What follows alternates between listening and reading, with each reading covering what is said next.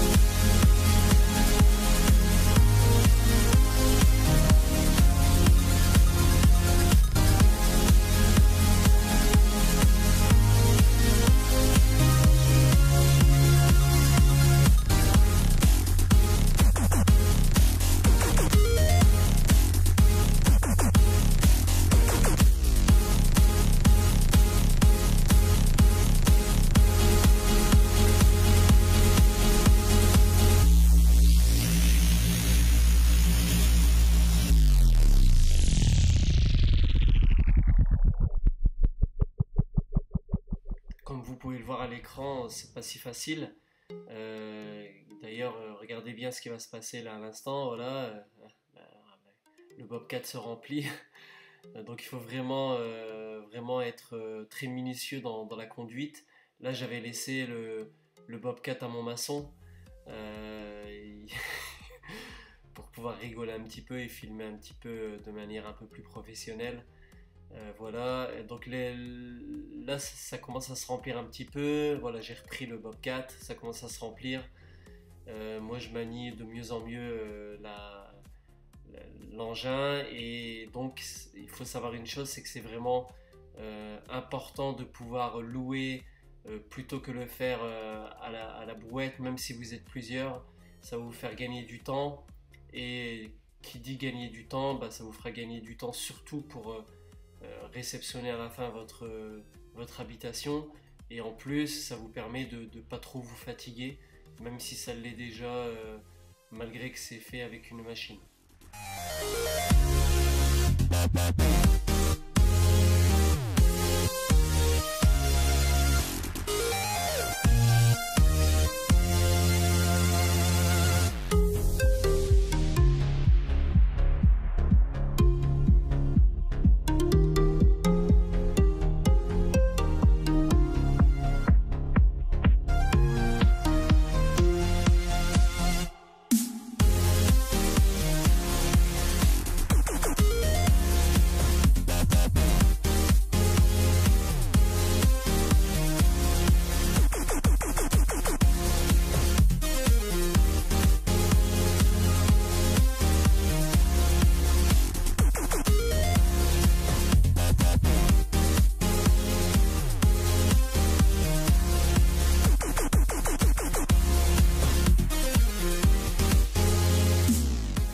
La première habitation étant terminée, là je vais attaquer la deuxième, donc je vais simplement passer sur le côté, sur le pignon, pour jeter un peu de terre, et je vais surtout, vous allez le voir après, c'est placer des terres pour pouvoir descendre à l'intérieur donc de l'habitation, à l'intérieur du sous-bassement. Je vais simplement déplacer un maximum de terre sur le parpaing et à côté, comme vous pouvez le voir là maintenant. Ça va me permettre de pouvoir descendre avec mon Bobcat sans casser le mur de soubassement, et sans gêner le Bobcat lorsque je vais devoir avancer à l'intérieur.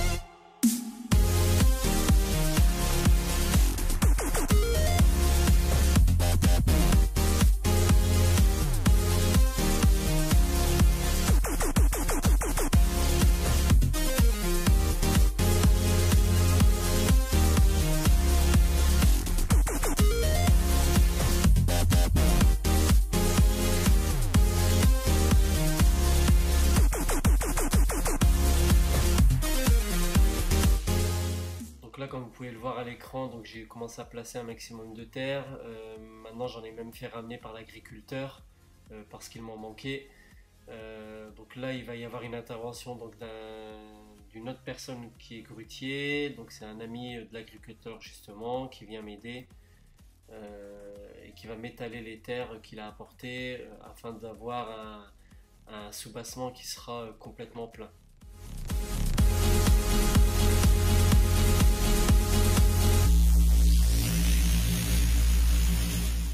Et voilà le grutier qui est là et qui a commencé à attaquer donc les terres. Donc là, on va continuer à en rassembler et à l'apporter afin de permettre d'avoir des soubassements qui sont le plus plein possible afin d'éviter le travail à la main compliqué et difficile.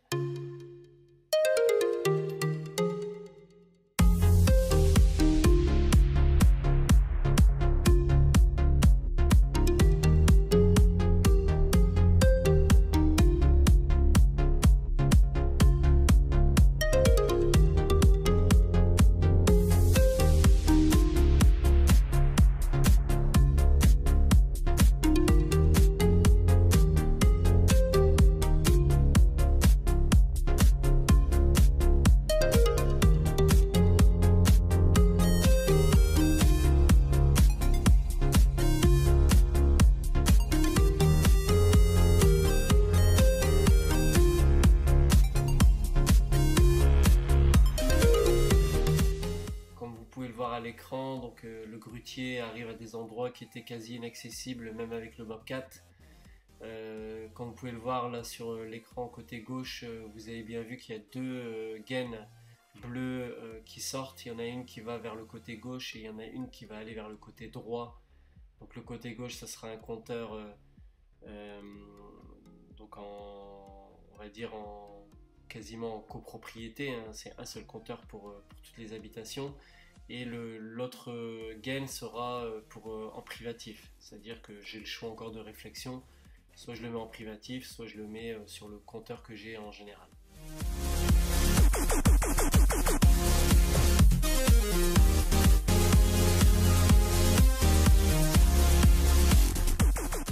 Donc voilà, les terres ont été placées, il me restera un peu de finition à l'aide de brouette. Je vais tasser tout ça à l'aide d'une vibreuse. Il y aura un autre travail qui va se faire, vous allez le voir dans la prochaine vidéo. Donc la prochaine vidéo déjà c'est la pose des évacuations eaux usées et WC. Vous allez voir quel tuyau j'ai utilisé, comment j'ai pu définir les endroits exacts où j'allais les placer et comment les placer surtout. Alors, je vous invite à visionner cette vidéo et à la partager sur les différents réseaux sociaux. N'hésitez pas à me liker, à me poser des questions, j'y répondrai avec plaisir.